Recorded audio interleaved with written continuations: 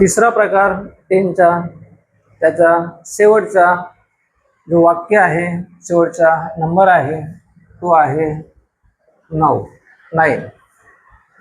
Future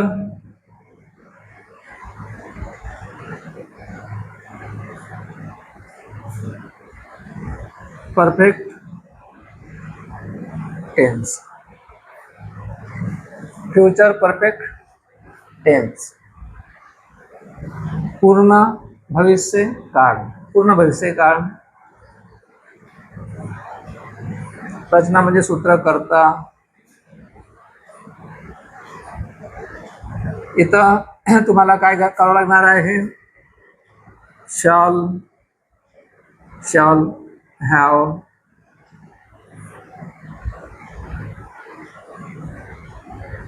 will have आणि क्रियापदाचा तिसरा रूप आणि मग इतर. करता शॅल हॅव, विल हॅव आणि क्रियापदाचा तिसरा रूप आणि इतर.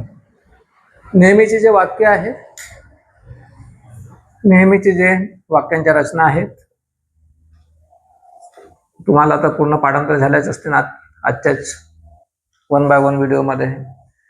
तर जसं आय सोबत आपण शॉल घेतो, विल पण वापरता येते आणि विलची जास्त फॅशन आहे, परंतु सहसा पुराण्या इंग्रजीमध्ये आय सोबत शॉल वापरायची प्रथा होती, आता नाही आहे, परंतु मी मात्र शॉलच वापरतो आहे.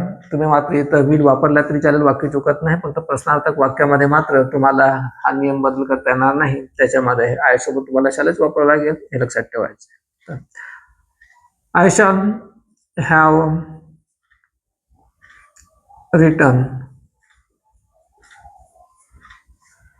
मी लिहिलेलं असेल, नंतर वी शॅल हॅव रिटर्न.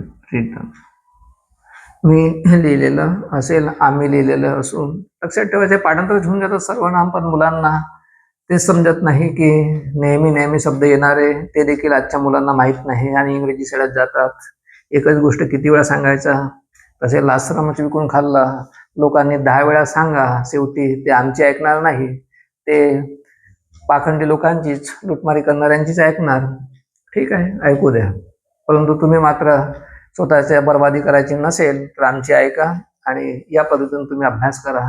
निश्चितच तुमचं टॅलेंट विकसित होईल आणि भाषण प्रवचन ज्या गोष्टी आहेत माझ्या, त्या लॉजिकच्या असल्यामुळे त्या समजून घ्यायच्या. असं नाही म्हणायचं की शिकवत असताना सर भाषण देतात, याच्याशी निगडीत गोष्टी असतात त्या मी सांगतो. नंतर यू विल, फक्त आय आणि वी सोबतच शाल वापरायचा. नंतर यू विल हॅव रिटर्न. नंतर यू विल हॅव रिटर्न. पाठांतरच होऊन जातात त्या गोष्टी, एकदा तुम्ही चांगल्यानं लक्षात घेतल्या तर पाठांतरच होतात. ही will have return. She will have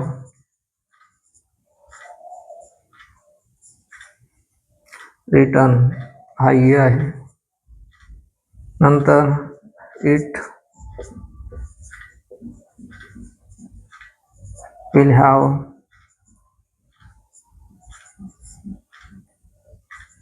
return. E आहे, हा देखील ई आहे. Return. He will have return त्याने लिहिलेलं असेल, शी विल हॅव रिटर्न तिने लिहिलेलं असेल, इट विल हॅव रिटर्न त्याने लिहिलेलं असेल आणि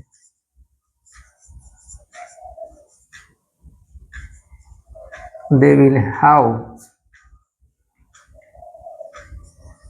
रिटर्न. ते त्या ती म्हणजे त्यांनी लिहिलेलं असेल. चला आता याच्यावरून आपण वाक्य बनवू. जसं आय विल करा किंवा आय शॅल करा. हॅव थॉट, मी विचार केलेला असेल.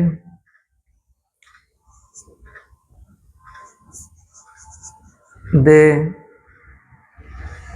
Will have, they will have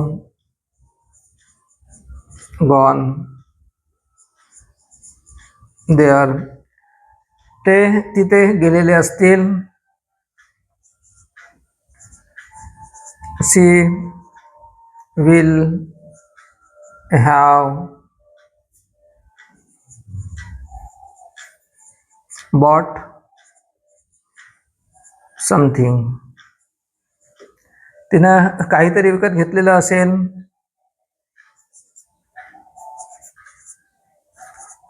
he will have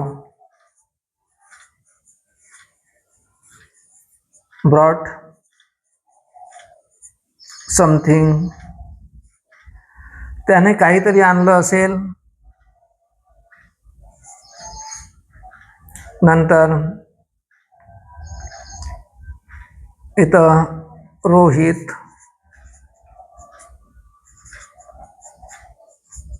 will have sold something, रोहितने काहीतरी सांगा विकलं असेल. सेलच्या सोल्ड, काहीतरी समथिंग विकलं असेल. अशा पद्धतीचे वेगळे वाक्य, नेहमीचे वाक्य, सूत्र. आणि हा नवा प्रकार जो आहे, 9 नंबर आहे प्रकार मात्र. तिसरा प्रकार आहे परफेक्ट टेन्सचा. तर हे सिंपल साधा काळ, नंतर चालू कंटिन्युअस तो काळ आपण पाहिलं, परफेक्ट पूर्ण काळ पाहिला. आणि आता समोरचे जे 3 टेन्स उरलेले आहेत, जरी त्यांचा पाहिजे तेवढा वापर होत नसला, परंतु असा नाही की त्याचा वापर होत नाही, होते वापर. म्हणून कमीत कमी त्याही गोष्टी आपल्या लक्षात राहायला पाहिजे, समजायला पाहिजे. तर आता 9व्या टेन्स नंतर, म्हणजे हा 9 नंबरच्या टेन्स नंतर बाकीचे तीन जे टेन्स आहेत ते मात्र थोडक्यामध्ये 5-5 मिनिटाच्या 3 व्हिडिओजमध्ये आपण संपवून टाकू. चला, दॅट्स